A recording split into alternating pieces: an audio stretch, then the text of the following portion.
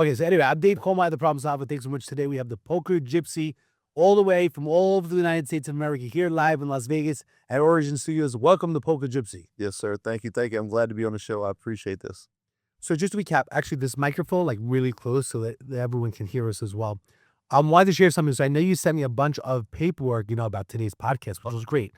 But I'll share with you, which is kind of interesting. Two things when I first started podcasting, which you don't know, was I used to stay up late at night with a laptop and I would type up questions and I would do some research on people, and John Orlando, as we both know him, basically a mentor and a good friend. He said not do that. He's like, what are you doing? He's like, let it be organic, or just conversation, like at lunch without the food, So basically, I've been going with that. I also used to be very nervous.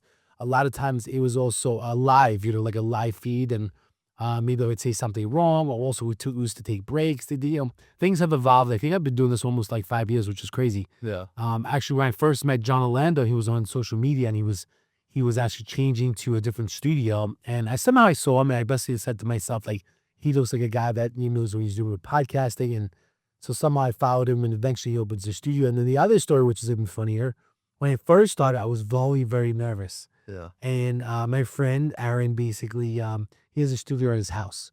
And he's got a lovely home and a lovely studio in general.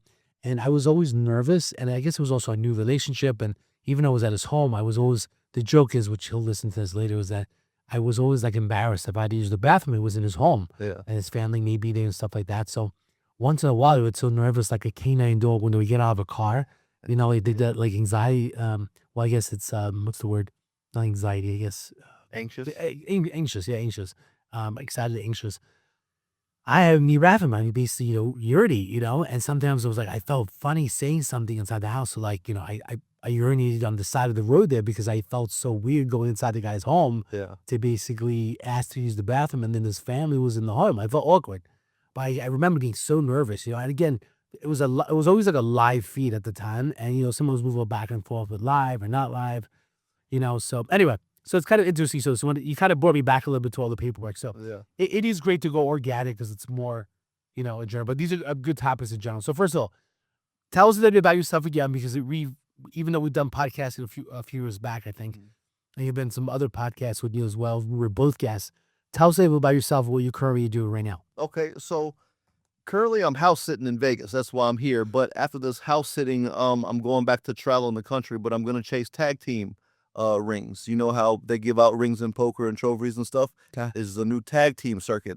I can't do anything individually because the sport is so old, but the tag team event is new, and hopefully I could break some records with a partner in that. So that's the next move. Here's a good question. How good are you at poker? 'Cause I'm not a poker player. I know John plays a lot as well, and with Action Junkies. And I always feel like, I don't know, everyone I hear, and it's not like people are saying, I won. I mean, do you win that much? So the issue is I could sit at a 1-3 table and probably do about 30,000 a year. The issue with me is I'm already a 6-figure entrepreneur. So it's very hard when you're sitting at the poker table, because there are moments where you're losing, right? But you're sitting at a 1-3 poker table where you only have the threshold to make about 30,000 a year, and you're losing. And then you can go do other things that make 6 figures a year. You see what I'm saying? So it's kind of a mental game. So I don't like to leave money on the table. On the side, I run cargo van businesses. I'm also used to driving semi trucks. So I get paid to travel the country and play poker on top of what I make, and I don't have to pay for hotel rooms. So it just all balls together. That's nice. I didn't know it was a hotel. Yeah. So when you drive, you do like a truckload. You know what city you're going to, and you just try to find and go on your poker place there? Oh, this long? Well, so right now we're doing events, right? So we know where the event's going to be. We plan about a month ahead of time, and we just get as closer to that spot with the loads, Okay. So are you setting up your own events? No. No, like WSOP, Run Good, that big events I'm going to end up going to. So you find out when that is, and you try to get a load that takes you as close as possible to that location. Yep. So it saves you time and money. You already go there anywhere, right? Yeah. Let's say there's an event going on in Miami right now. All I do is book a load to Miami, and that's it. We're there. So the WSOP, again, I'm totally uneducated about this. I feel funny even asking, but I always thought that was in Las Vegas. But is it different cities all the time? They had different circuits. So it's actually WSOP circuits across the United States, and then the big event is in Vegas. Okay. Now, is that going on now, or is that coming up? Honestly, I haven't ever been to a big event in Vegas. I've been to one, but I think the big event that I want to play is like a $10,000 buy-in. And I don't know if you know, but when you go to tournaments, you have to bring multiple buy-ins. So we're looking at a $30,000 event for, I don't know, maybe 5 days, something like that. So that's a big milestone I'm going to get to. $30,000 is what you could win, right? No. You can win millions, Millions. but the buy-in price is typically about 30,000. One buy-in is 10,000. So you need to bring multiple shots, especially if you're serious about it, you know.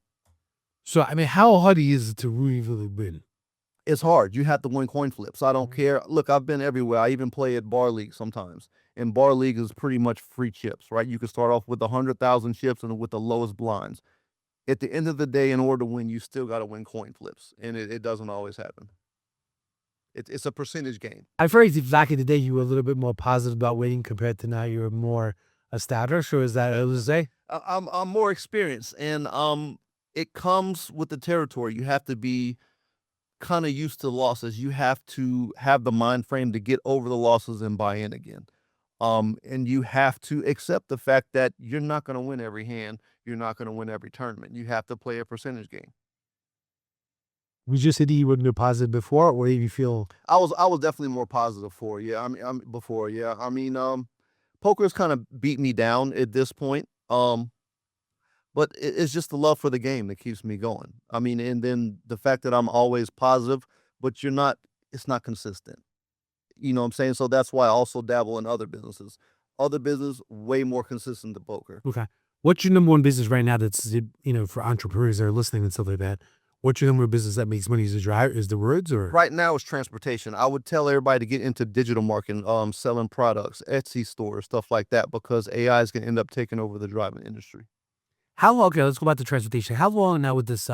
With Elon Musk with these commercial trucks? Have you seen any of them on the road? Oh yeah. They're all over the road. The actual the trucks without drivers? The Tesla trucks, no drivers in them. No, I've seen them. Yeah. A lot. Not a lot. You just look over, you basically see nobody in the truck. Yeah. Like, pull it over. What doing there? Yeah. No, there's nothing. Nothing. So how many times have you seen it so far?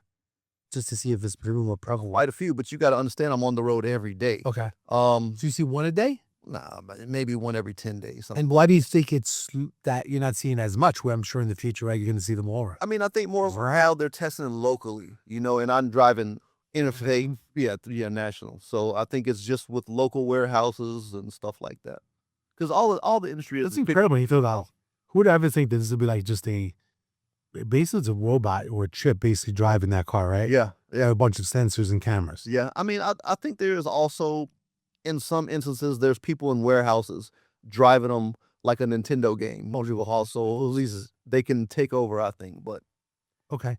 So do you think that's going to take over the whole industry? Oh, 100%. Yeah.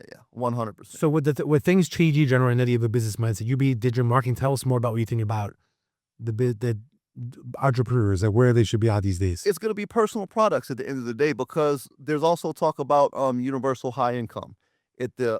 I'd say 10, 12 years, AI is going to take over everything. We're not going to want for nothing. We're not going to need for nothing. Humans are going to have to work. As Elon Musk says it, humans will just be taking up dead space on the earth. I think it's going to be human to human is going to be the next big business.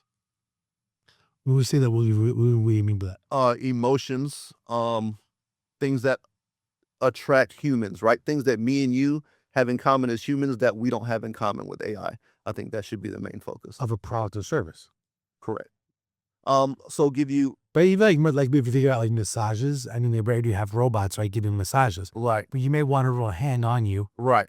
Also, what about the answer machines? There's AI answer machines out there, and they do really good. But if I want to talk to David Kohlmeyer, I don't want to talk to the AI machine. You see what I'm saying? So if you're trying to build a personal brand, you have to make it more personal, less AI.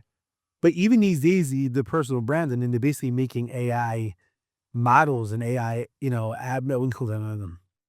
influencers that look real, and people don't even know that they're not real. Right. So they can't even tell anymore. But that's more of me looking at a digital project, not trying to build a relationship with something. You see what I'm saying? And then that relationship aspect is always going to be a part of human nature. It's interesting. digital marketing. People always say, even like Gary Vee, he talks about these days of live, sales on TikTok, like he was selling a shirt, Yeah. like people like people influence, they want to buy something. I think we call that as a live, like TikTok sales. Yeah, Because we're selling products, on But live shopping. the product has to be Hello, something. it's like kind of the old like QVC, like on TV, but now it's on your phone. Right. It would say it's like the new QVC, I guess that's what I would say. Yeah. But the TikTok is the QVC now, Yeah. where people are jumping around and you follow certain people, they get certain products or services that they Right. offer. But China has taken that over, man. You see these Chinese people or the Asian people in front of like 100 different phones on 100 different platforms. I've seen that on social media, but I mean, it must be like a commercial building, right? Where everyone's like in a little room and they're like almost like to some degree, like almost like robots. Yeah. Yeah. It's basically farming. It's basically, Yeah. yeah. So it's like influencing farming, Yeah. right? For people. Yeah. I mean, it's just like instead of doing it on one platform or doing one phone, how do I get 100? I kind of feel like it's when you see those videos, it kind of seems like almost slavery. Like they're putting like a person in a room, Yeah. but instead of doing like sex trafficking, it's like shopping trafficking. Like Yeah. they're showing shirts or clothes, right, to get people to purchase. Yeah. Well, I mean, that's all it is. Really, it's how to pick what industry you want to be a slave in, right? Because I mean, especially as an entrepreneur, you get into anything, you're going to be a slave to the industry. You just get to pick which one you want to be a part of at the end of the day. I guess so. What else besides when you say digital marketing, what do you mean by that? Like SEO, AI, like what do you think? Distribution is going to be big. What regards? Good content will get you views, but even if you have a distribution plan, it'll get you the same amount of views just with more work, if that makes sense. So, okay, so we do a podcast, right? So we'll probably pull about 3 or 4 clips, but if we took 10 clips instead of 3 and put them on more platforms than we're already using, the views are going to be higher. So it's distribution is going to be king. It's interesting. I'm not sure if you know. There's the guy's name was James with the School of Hard Knocks. I've probably seen it. Yeah. He's the guy that basically he goes up to people with all like marinas and burritos. Mhm. Say, excuse me, sir, is that excuse me, sir, I can I ask you a question? I'm with the hard school knocks, and how old do you arrange your first money? And like I was 26. Like if you had to basically tell the younger generation today 3 things what to do in business, what would they be? And so anyway, I guess he has a marketing company, and so I basically clicked the buttons to see what they were have to say, and the guy comes on the phone, and it was actually very, very good because he was like trying to get me to say certain things and basically trying to sell me the ideas he needed. And maybe he was trying to also judge me Yeah. on how much money of the service that he should charge me, right? Yeah. Like how much money are you making? How much money do you want to make? Yeah. He was trying to get some good questions out. Like, what would it feel like if you didn't have to worry about money? Like, oh, it'd feel amazing. Like you didn't have to worry. Yeah. And so I was just saying, oh yeah, of course there's always stress, right? When the position you're in, that basically you want to be successful and not have to worry about balls. Like, how would that feel? Like, Yeah.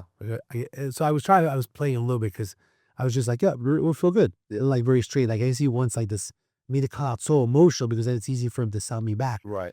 But he spent an hour and a half on the phone. Yeah. Personally, I was exhausted Yeah. because I didn't want to like give in to his like, I guess Reddit, back and forth of going like, oh my God, it was being so amazing. So he was trying to get me to say like, if you get something to say yes a few times, then they're like, okay, do you see yourself doing it? He's like, yes. But do you want to make my money? Yes. Do you feel, But what did he ask you for? $10,000 payment? At the end, it was interesting. So it was $14,000. Yeah. And the $14,000 was more for like the consulting and helping you and guiding you, right? Like a consultant. Yeah. But not creating any videos or content. Maybe they would review things, more consulting. So I said to him, I said, look, I've been scammed before in general. Yeah. I'm okay with the $14,000 as long as I do a payment plan, 12 months. And so what he says to me, which is good, I never heard this one before. He's like, what, not that you have to use a credit card, but do you have access to a $14,000 on your credit card? So yeah.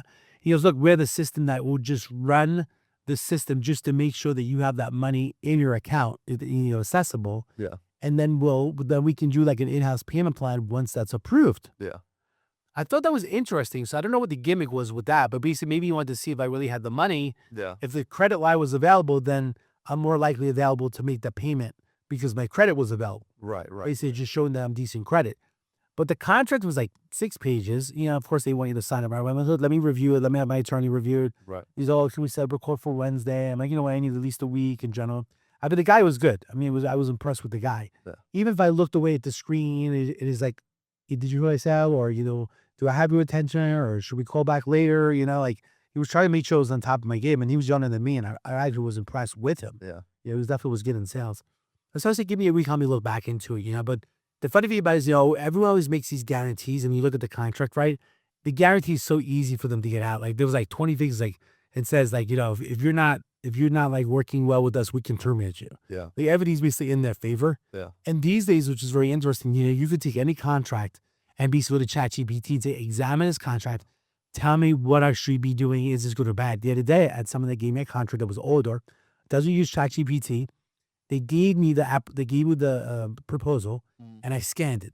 It basically said that everything was in the favor for the other person. It's not worth it. That you should use your own brands. Don't work with them. You don't need it. It was incredible. I mean, you could probably charge like a consultant, and it told me this within 5 seconds. Yeah. And he even said, "Would you want me to come up with a business plan for you with your brands that I like that's better than this other person with their offering?" Yeah.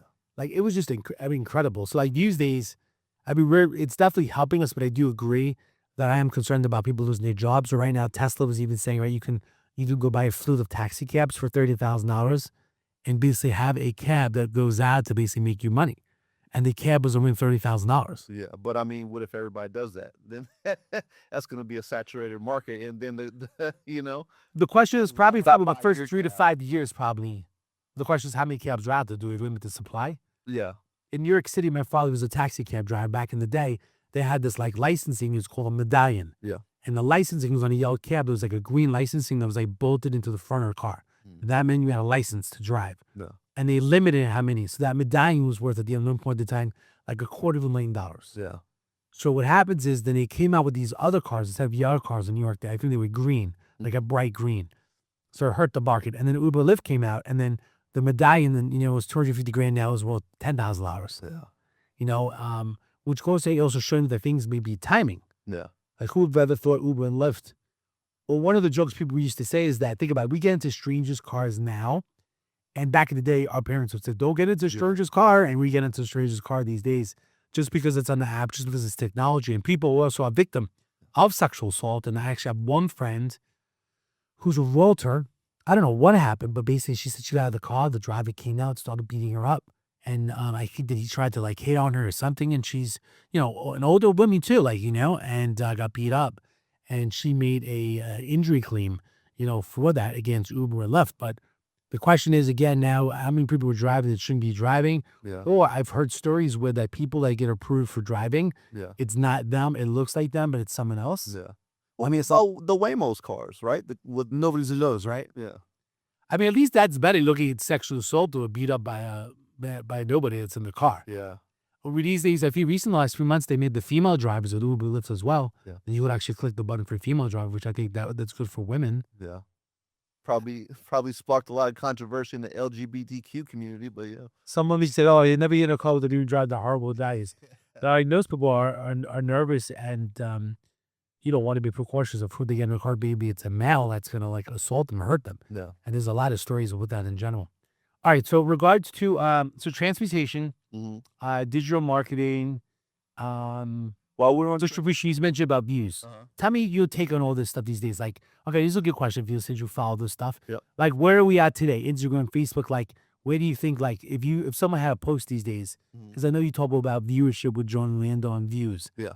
What do you think the top things are these days? Like, if you went to go post something via views for your personal brand, the Polka Gypsy, where's the number one place that you post? Oh, well, first it starts before that. You would probably go to ChatGPT and you would have it search viral videos for you, and you would basically just copy whatever they do.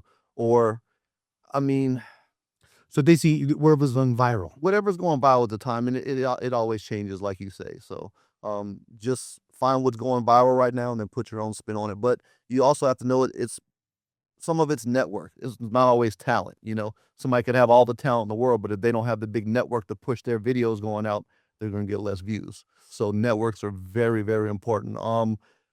Basically, you collect people with big networks and you have them share it. It's the same thing as paying for views. It's the same thing as paying Instagram for views. So you're asking those people to share it? Yeah. And then people will start following it. And then you share their stuff when they ask you. It's kind of like a sharing network thing. Kind of like we have business networks. Same thing. That's actually interesting you've seen that. Sharing network. How'd you like that? Basically, that if you have something to everyone should start sharing things. Right. Actually, I'm not, I do a lot of these, what do you call it?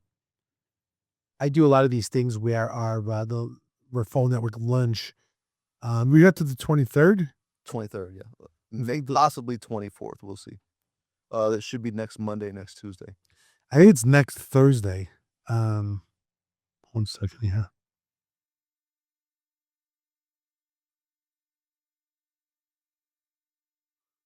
One second here. Let's see.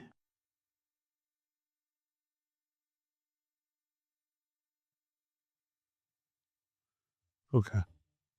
The Las Vegas Referral Network, which I do on a monthly basis, I do with a Pahrump. Actually, tomorrow I'm the one Pahrump, but I will share with you. So I call Pahrump Referral Network once a month on Wednesday. So I drive out to Pahrump, which is basically an hour, and we have people that are Pahrump Vegas.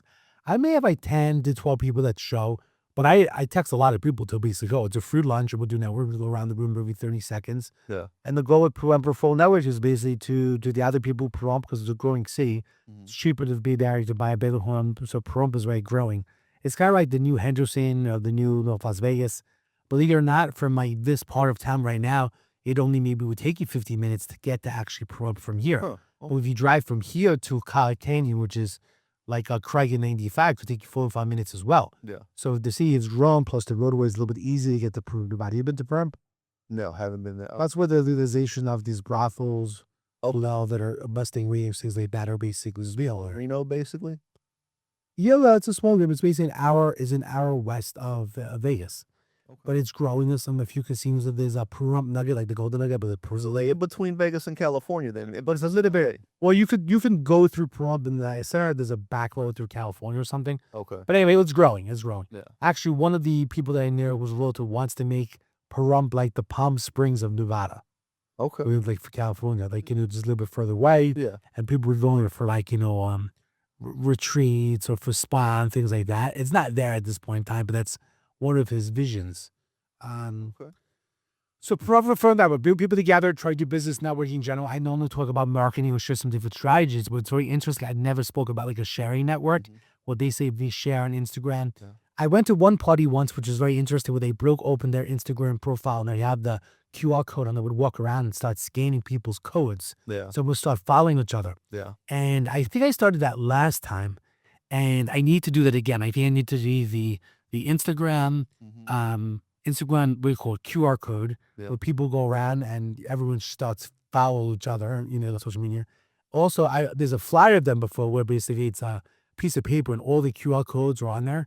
So you scan them to follow. So I guess, also because it's sharing network, it's also a following network. So I guess there's two things. Yeah. One is the following part of it, and then you share things that are part of. You share a post for me, I share a post for you. Spreads faster. Spreads faster. Usually, if you can build bigger accounts. So sharing network, a following network. My Instagram, like a sheet that people go like a following sheet, so it's easy just everyone to scan, who they are. Yeah. And then the Instagram, right? People walking around scanning. It just with newer technology, just a lot of people don't do that. Right. Have you been to any events where people brought out the Instagram QR code? Everywhere. I mean, you ever run to a poker event? You can go everywhere. Everybody's got Instagram. No, but I'd say, have you seen people walk around like with the Instagram card? Not like in events, no. But I mean, I've met a lot of individuals. They have like the bracelets. They've got the business cards where you scan it. They got the phone-to-phone tap now. They've got so much stuff these days. Yeah. So I've been to an event that I felt like I was on a different planet, because basically I just never seen people do that. Like they literally broke out walking around and following each other. So I thought it was pretty cool. You know what you could do? You could also put that QR code on the back of your shirt. You could walk down Las Vegas Strip. You probably get about 10, 15 followers an hour or something like that. It's interesting. There's one thing I love, and I asked my person that does my graphics to do it the other day. Yeah. It said something like, I caught you cheating, right? And here's the evidence. And there's a QR code, but the QR code took you to like, if you're a realtor, it takes you to like a realtor website. Yeah.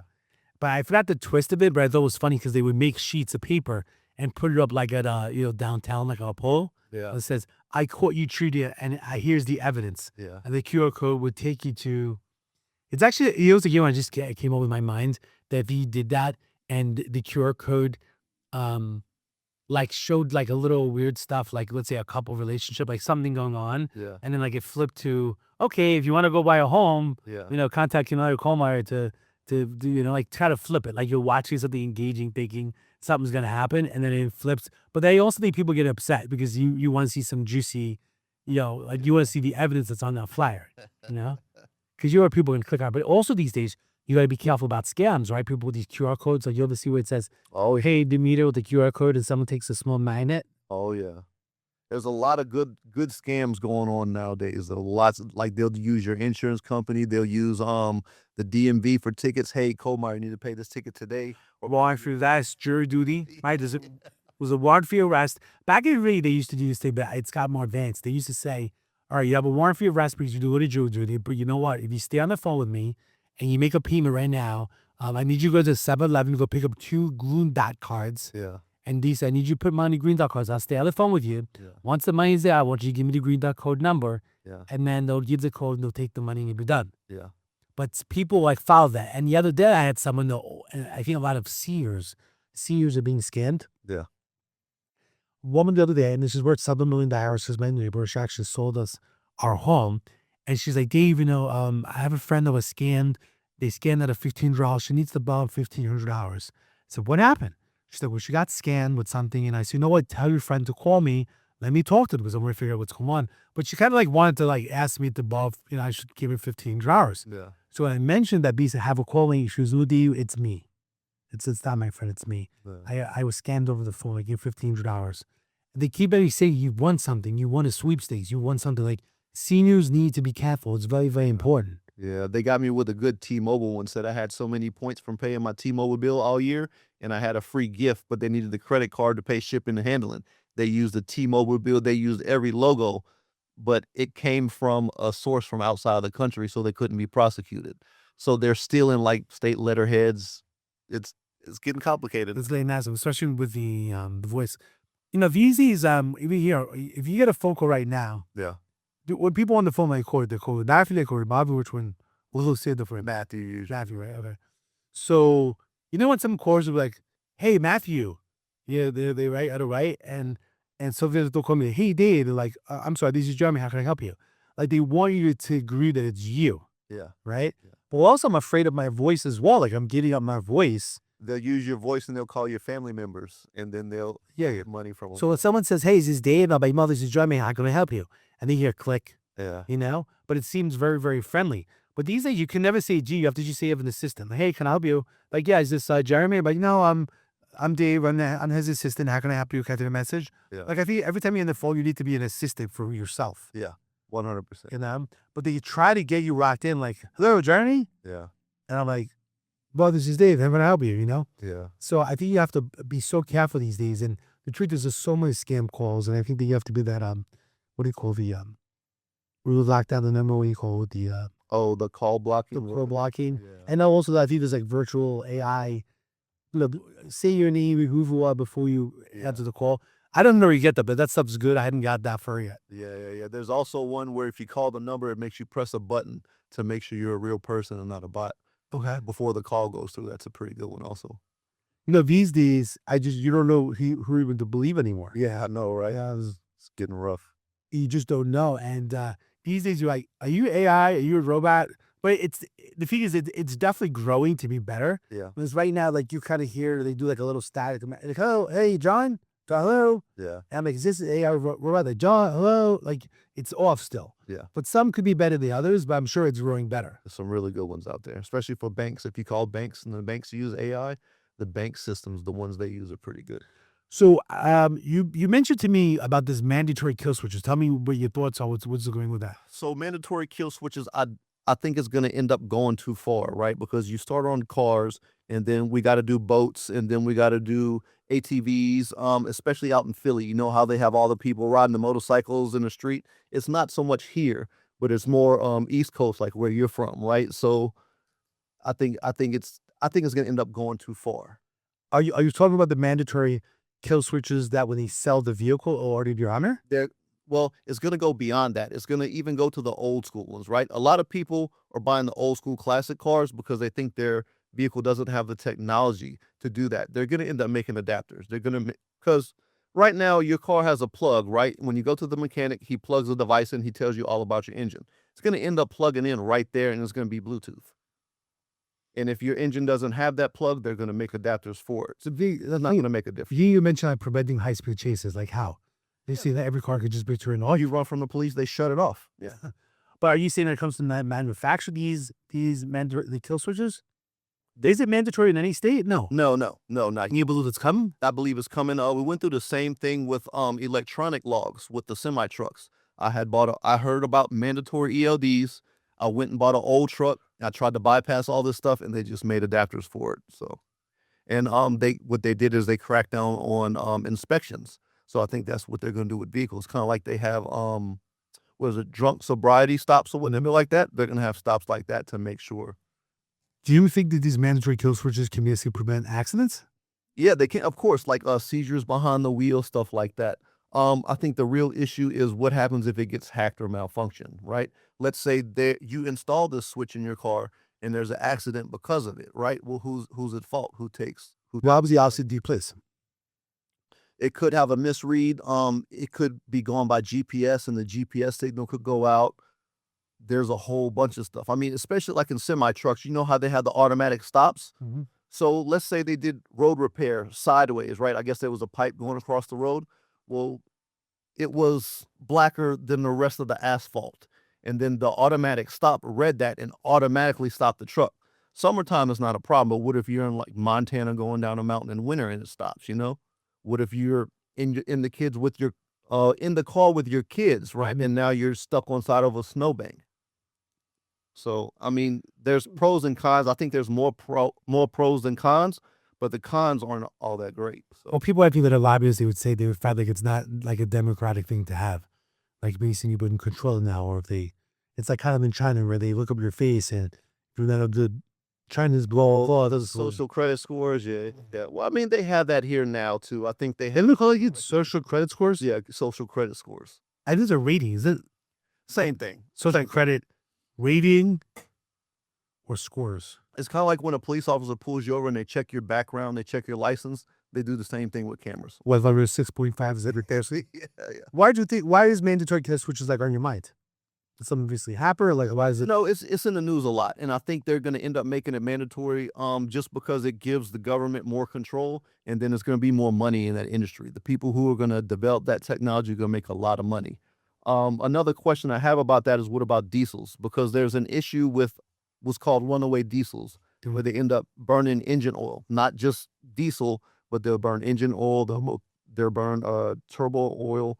You can cut the engine off from the switch and it'll still keep running. On oil fields, they have to have something that stops the airflow into the engine. Mm-hmm. So that's another thing. When they do kill switches on diesel engines, will they also have to have more technology like the that stops the airflow and stuff like that? Like how far is it going to go is going to be the issue.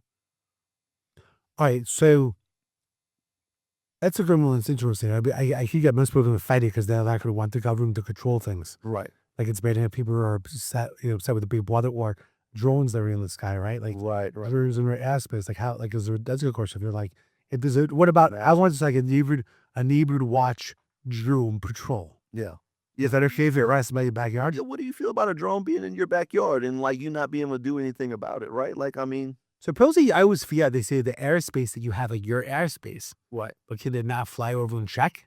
Well, the HOA, Homeowner Association, basically using a drone Right. to basically fly to see what's going on. So, I mean, here's my take on that. You buy the property, but the government tells you what to do about it, right? Same thing if you want to do renovations on your property, you want to modify your property. Mhm. If it makes the value of the home go down, the city's probably going to deny it. You know, you have to put a chip through the city. So you buy it, the government tells you what to do with it, whether that's vehicles, whether that's houses. Tell me insights about the war going right now. I need that you probably have an opinion. I guess war and draft was where the issues, but first question is this. In regards to Donald Trump, whether you're for him or not, do you believe his son should be in the military? I think that was been popping up recently. I mean, they already said he's not going to be in the war. He's already disqualified because of shin splints, right? And that's something you could probably go to the doctor and pay to diagnose you with. Donald Trump also dodged the war. So I didn't believe that his son was going anyway. I don't believe anybody with wealthy family is going to go. It's always bypass, right? It's kind of like tax laws. We have a lot of taxes, but you can bypass them. What about the prince or when They're not going. No, it was Eddie Winslow, these other the princes in Wales, right? They went to Prince Henry. Yeah, but it's a different country. It's a different culture, if that makes sense. Shooting what I mean, it's not like it's easier, right? I mean, In some countries they have mandatory. Everybody's got to do military. Here, no. It's whoever has the money makes the rules here. It's if you want to play a modern day Monopoly game with the United States, whoever has the most money at that time makes the rules. okay. In regards to war, how you follow it? What are your thoughts? Should we be there? Should we not be there? What we'll do in regards to Iran? Honestly, I haven't paid too much attention to it, but I do know that we go to war to fight for oil, if that makes sense. And see, the issue is anytime you create something in the United States and it threatens government control, they lock it up. They take it, they lock it up. There's people who've made huge leaps. Tom Ogle is one of them. They invented the gasoline, right? The gasoline consumption in vehicles. We should be getting 100 to 200 miles per gallon right now in vehicles. That technology has already been out, right?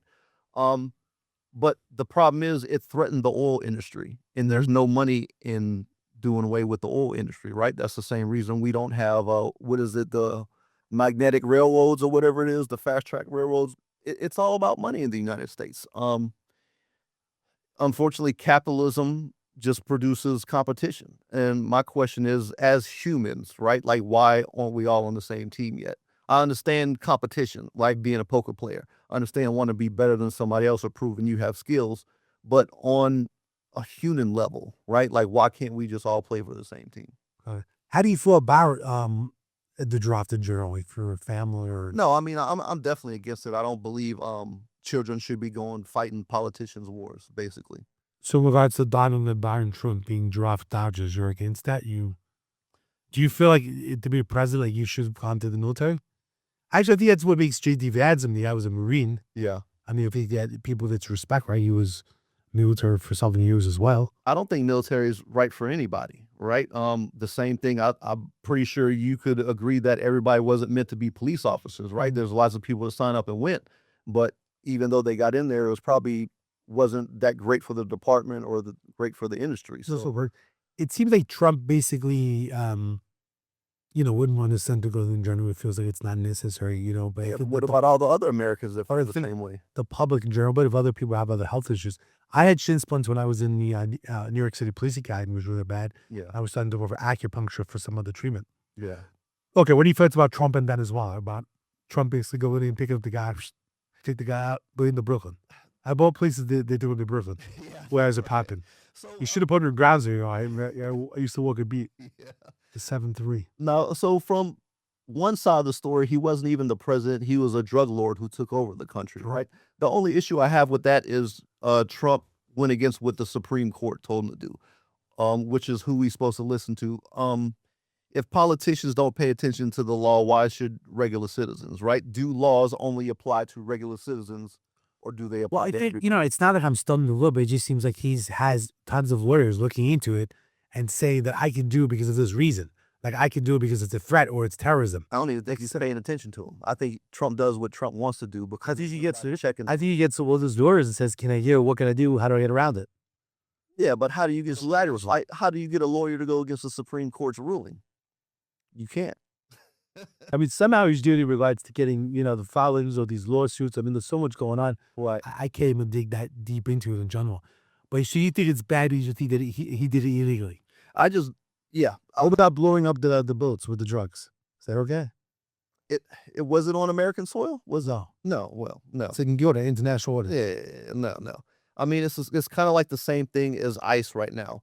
Everybody doesn't like what's going on with ICE. I don't mind what they're doing. I mind how they're doing it, if that makes sense. They're breaking laws to accomplish a goal, which that's not Are right. they breaking this? Yeah, they're breaking a lot of laws. Which laws would you say they're breaking?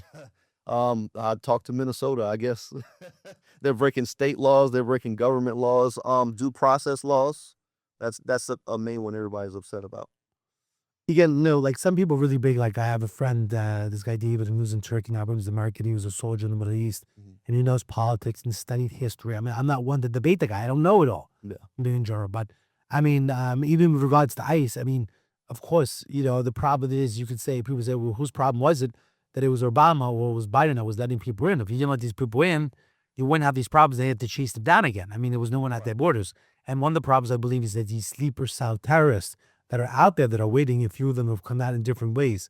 Some people look, okay, there's a family member that got killed because he was Hezbollah, and then he'll basically decide to take revenge in the Temple in Michigan. Right. Or then you have someone else that basically takes two explosive bombs and throw it at the New York City anti-Islam, parade. Right. So, those are two people that they lived in, I think, Pennsylvania, right? Right. So there's people within that are basically either, they call them sleeper cell terrorists or lone wolves that Right. have different ideology and different beliefs, and basically they're trying to cause disruption or pain or substantial bodily harm or death Right. to Americans in general. So, I mean, recently, the last few weeks, we've had a bunch of activity, and I think we've been fortunate. The thing in New York City with explosives never went off. Right. In Michigan, there wasn't, somehow the fire didn't catch on. The sprinkler system that was inside the temple basically kind of, I guess, simmered the fire down enough for the fire department to get there, and security basically neutralized the threat. Yeah. And then, I mean, there's different things that have gone on, but I mean, I think we've been kind of fortunate and lucky that nothing has been worse. Could you imagine if the whole temple went up and 130 people would have been dead? That, or 130 kids and adults, right? And it really goes back to the war itself. So it makes me nervous. And then I don't know if some people say they don't have the capability, but you want saying that they want to basically use drones against California. I mean, think about that concept. We haven't even heard that before. Yeah. Some people say there's a technology, but the question is, some people say that if there's a boat in international waters that's close by, it's possible. Question is, can even an international boat or drone boat get close enough to California to release drones? Yeah, but I mean, see, the thing with drones and all this AI robot technology, AI soldiers, robot soldiers, it takes one EMP grenade, one electronic magnetic pulse grenade. Takes all that shit out. I feel like you served. I was in the Navy, yes. I was How many years is it? No, I just did one. 1 year. Yeah. Well, 1 year was more than both. 1 year was more than enough. I didn't agree with the politics of war. I think war should be illegal unless it's for defense purposes.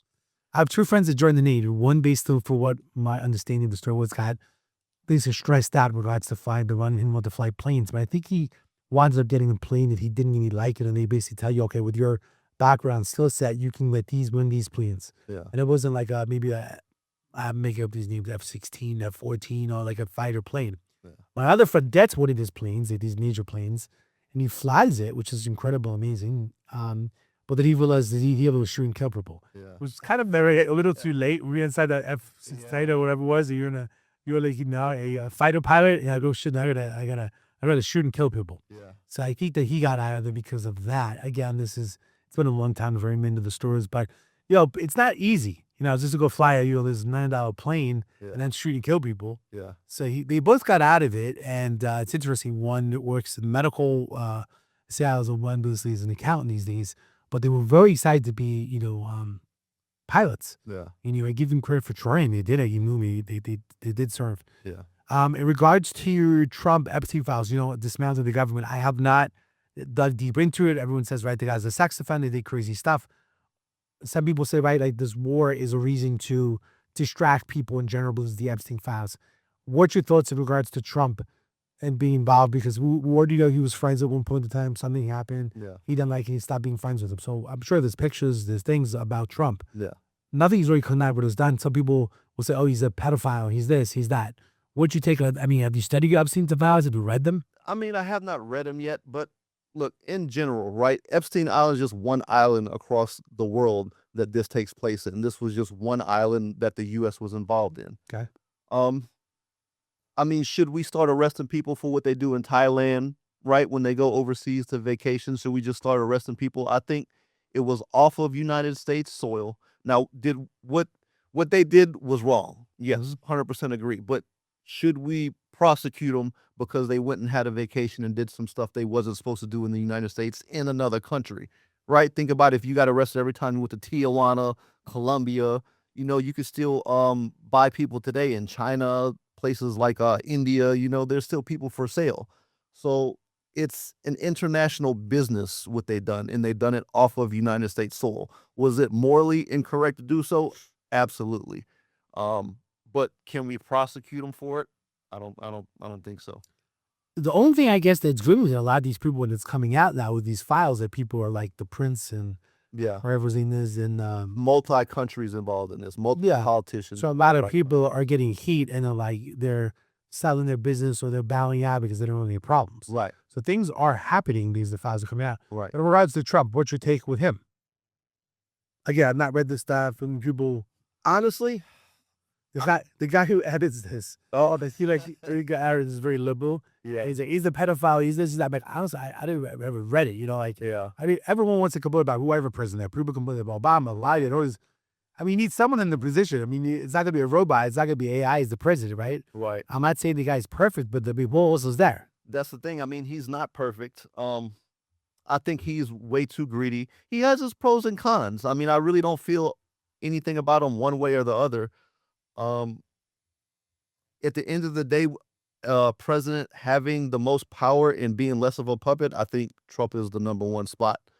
But is that a good thing? Is the question to everybody else. About. But I mean, look, him and his dad built New York, right? Yeah. So another thing you got to understand is what happens if they tear down the country, right? They just get paid to rebuild it again. As far as dismantling the government goes, I think the Epstein's files is a perfect excuse to do it. There's so many people involved with so many morals that the United States citizens just don't agree with. How can they represent us is a big question.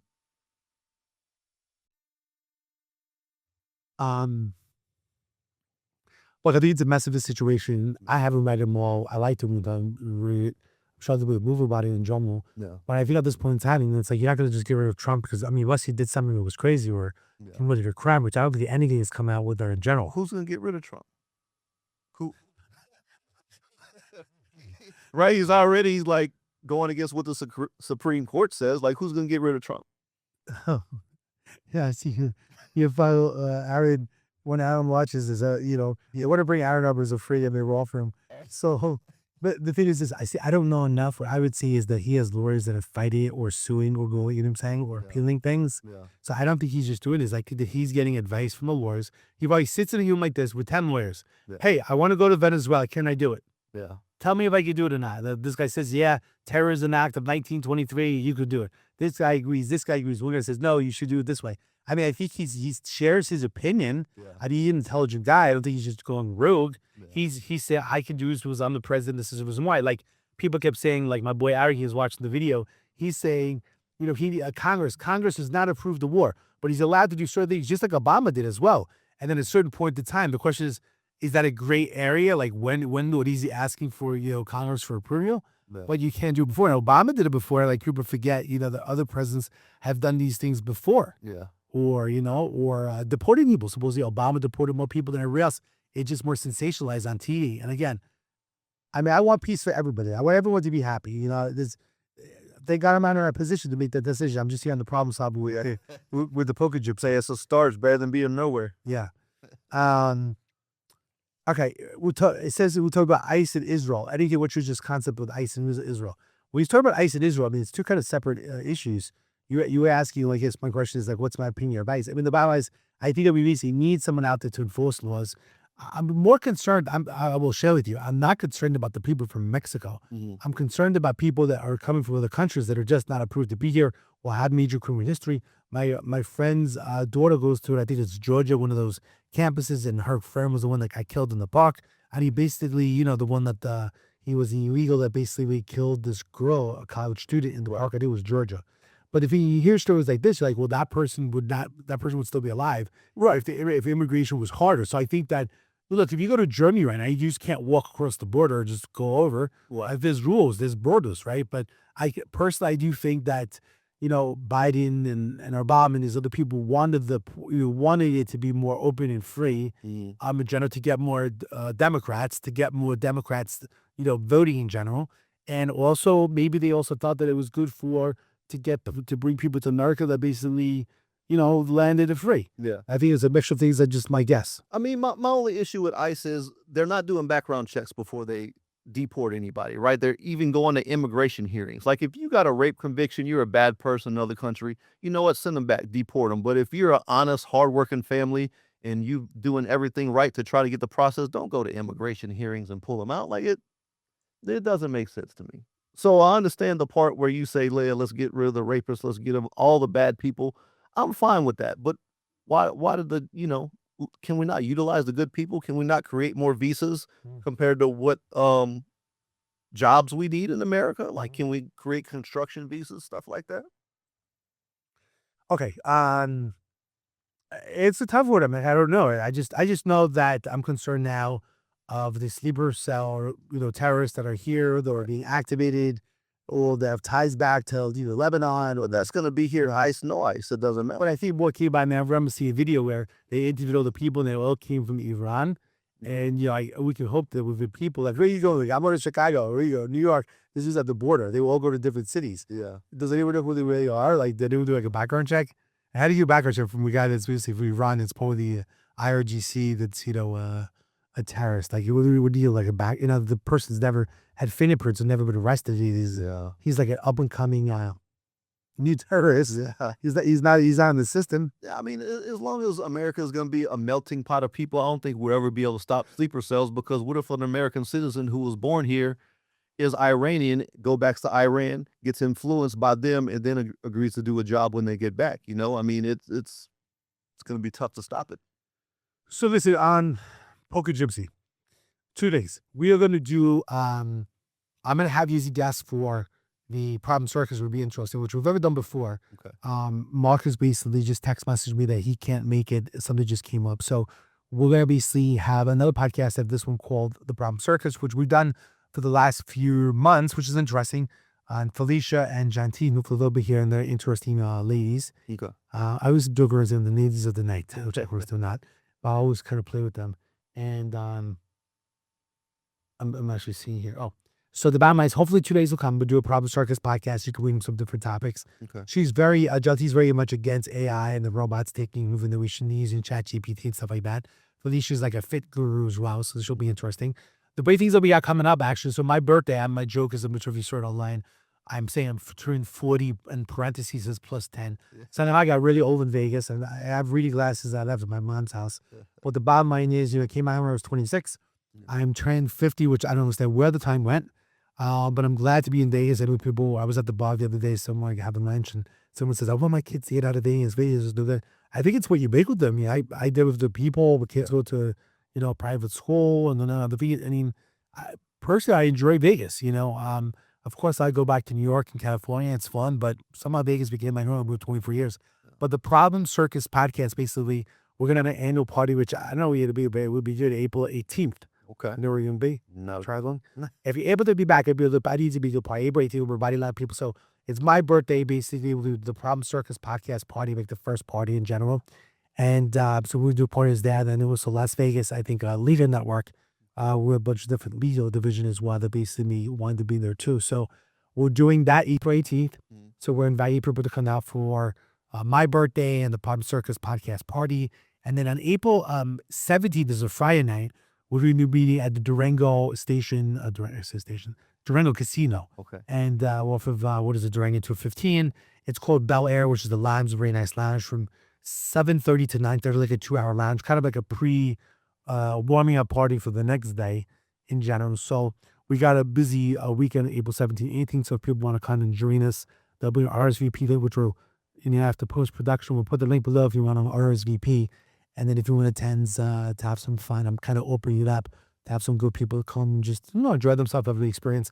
Trying to make it a little bit Vegas themed. Actually, I wouldn't mind having inside this place to have a little bit of like the gaming. Yeah. Like Meat Booth or something like that for chips, or maybe they win something. Okay. I haven't had a chance to find that yet. But right now I got like a DJ.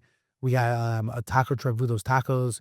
We got alcohol. We got the bar. Yeah. I got something doing birth inside, kind of like a tent.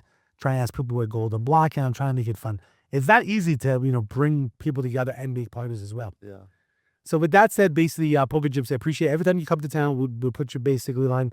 We'll talk about some of these great topics. We'll see if some other topics for the Problem Circus. But I appreciate you coming and sharing the insight. Like I said, it's always good to go back and forth and share these things. These are great topics. Everybody has some different opinions on those issues. The problem side of Migros to help people or pay forward and stuff like that as well. So I know you try to help as well. So, but thanks so much for coming on the Problem Solver. I appreciate you for having me. Thanks so much. And again, Dave Coleman, problem solver. If you have a problem, 712-999-1111, 712-999-1111. The problem solver.vegas, which is an app, you add it to your phone, add it to your home screen. We need something, click a few buttons, and basically the problem solver is at the rescue. So we'll see you at the next time. Have a good day. Bye-bye.